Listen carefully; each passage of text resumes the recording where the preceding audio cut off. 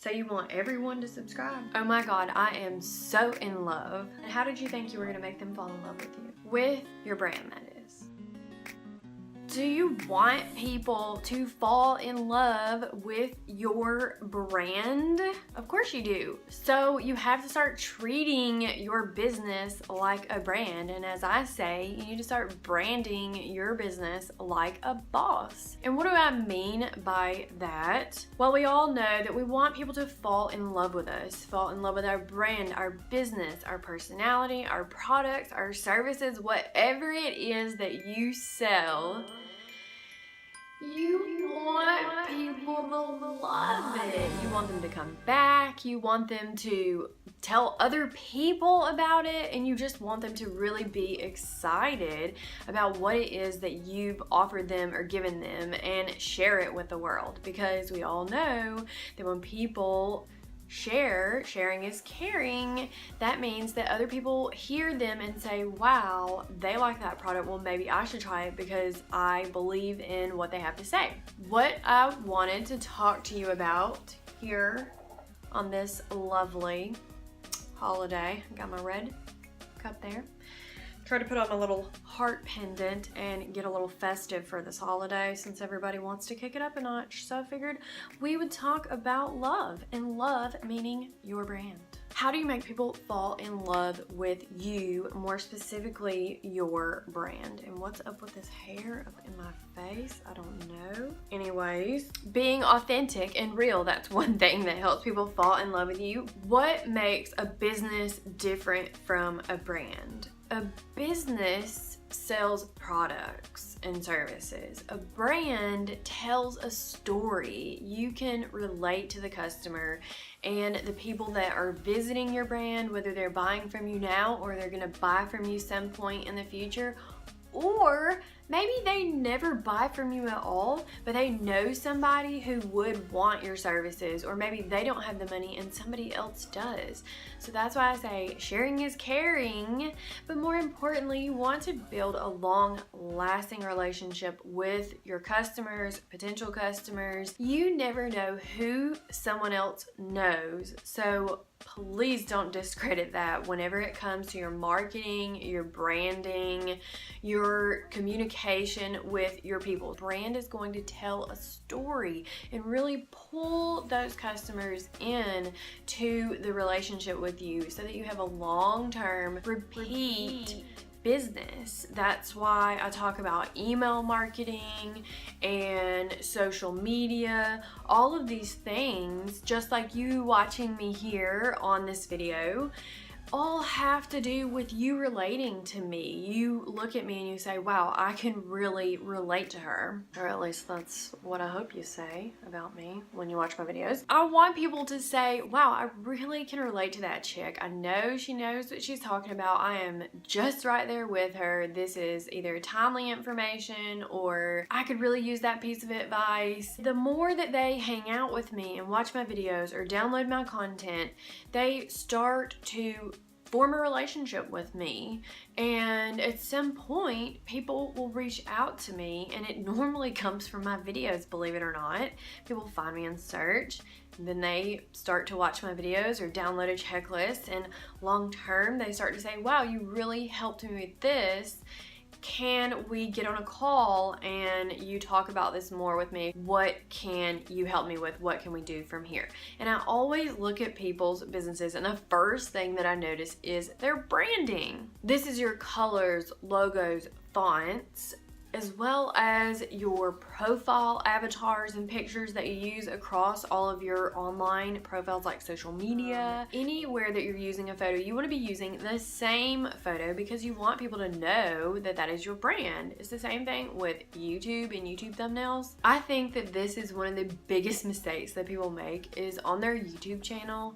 I will go and click the home button, and the first thing I see is either no header, so there's no kind of channel art to let you know who they are, what they do, their about section is not filled out. There's so many things that I feel like people don't do, but the one thing that they don't do is set up their thumbnails and their profile in general. Some platforms do require a little bit more, but it's more of once you get set up and you start to use the same design across all your platforms, people will start to relate to you, and it's kind of like a repetition. Think about when you watch that commercial and you keep seeing the same commercial over and over and over.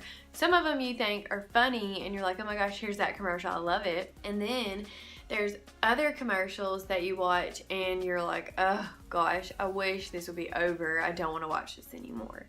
So it's the same thing when people relate to your brand. They can either look at you and say, oh my gosh, there's that annoying chick, or they can relate to you and say, wow, I really love that person. I love what they stand for. I love what they're about. And even if that isn't something that I would normally purchase, or maybe I was headed another direction, I really want to support this person. People have a number of reasons for why they fall in love with your brand. That brings me to the next point, which is customer service and engagement.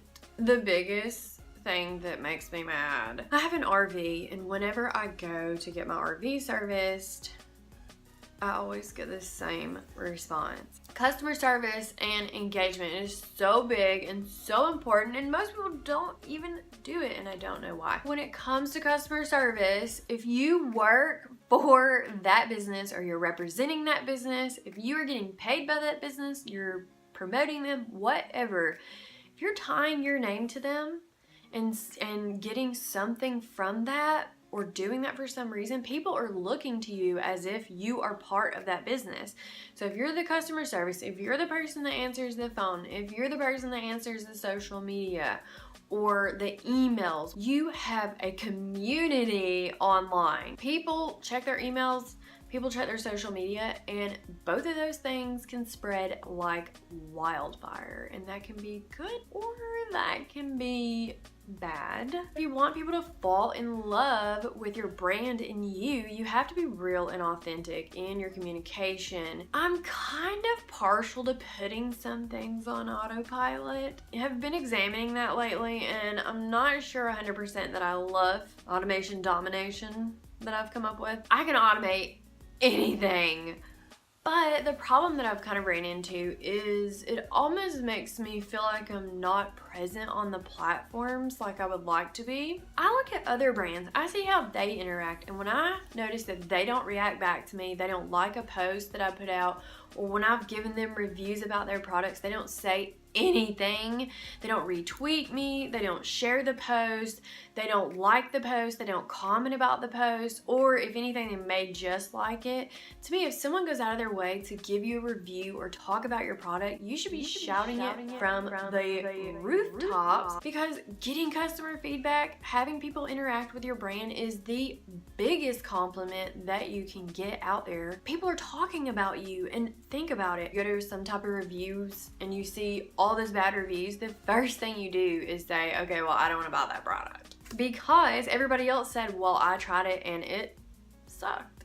Or what if your friend said, hey, I tried that and it sucked? The first thing you say is, okay, well, I don't want to buy it. And then when you talk to someone else, you're like, oh, I tried that, I don't want to buy it. And it just keeps on going. You do not want to have people saying negative things about your brand. And what I've learned is if people take the time to complain and you can make it right, even if your food sucks, if your product sucks, if it doesn't work, if you take the time and treat people like a human and really let them know, more than anything, people want you to listen. So if you'll listen to them and hear what they have to say, a lot of times if it's online, like if I sell on Amazon or something like that, I automatically will usually refund people, because I just don't think it's worth sacrificing my reviews and my relationship on Amazon, because I know how powerful it is. Those type of things, I will just kind of take the people's word for it. If they say they didn't get something or it didn't work right, I will try to offer them maybe another sample or another version of the product to make sure that it wasn't that one. Maybe something was wrong with it. Maybe it got heated up during shipping and something went wrong. I don't know, there's a number of reasons that something could go wrong. If you are going to tell people that you're a part of a business, you need to own that. No joke. When it comes to branding your business and having people fall in love with it, you want people to think that each and every person that works with you is a part of your business. So you have to train them like that and treat them like that. The best way to get people to fall in love with your brand is to be consistent. So not only does that come in with the design, social media, your website, your headers, avatars, all of the little brand aesthetics, there is that visual look and feel. That also comes with if you have a theme song, or if you have some type of color pattern, or if you always post on Tuesdays, that has to do with your date, your time. All of this can play a role. People, if they say, oh, this chick always publishes on Tuesdays, then they will show up on Tuesdays. And if you're not there, they start to think, that's weird, well, she didn't show up. You will lose customers.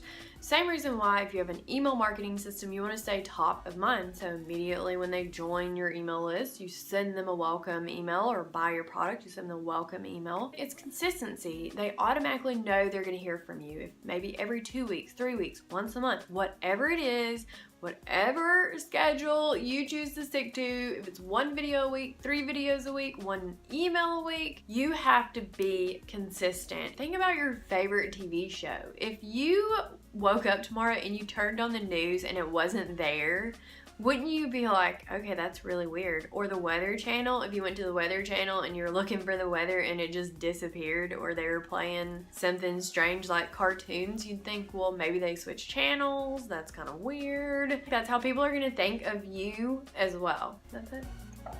That's pretty much it. I must say, I did pretty well. So what about all of this branding talk, Brandi? Whether you sell a product or a service, you want people to be in love with you, talking about you, screaming your name from the rooftops. And the best way to do that is with a branding kit. You can buy these, you can build your own. Really not that hard. It just takes a little work to put together, but I've done it all for you in a branding kit. You can pick that up in the description below, somewhere down here, and start turning your business into a brand. I've got a bunch of easy steps in there that you can follow. As always, I'm Brandi of blogginbrandi.com, where you can find tons of free resources to help you brand your business. Don't forget to subscribe for good vibes, and I will see you in the next video.